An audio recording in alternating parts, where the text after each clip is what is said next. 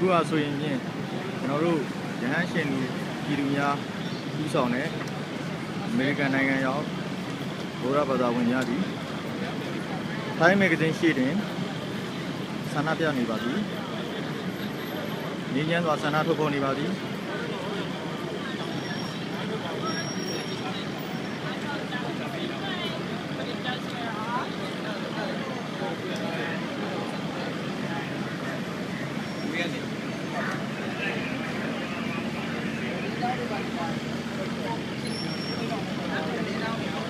လက်ပုံပြရ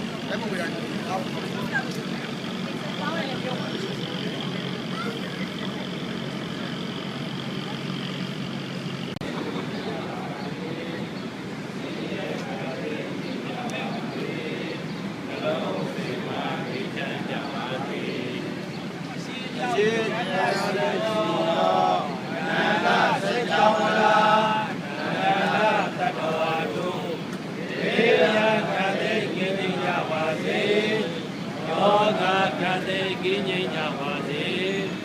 စင်းရဲခန္ဓာကိငိမ့်ကြပါစေနှလုံးစိတ်ဝါကြပါစေနောက်တော်ရတဲ့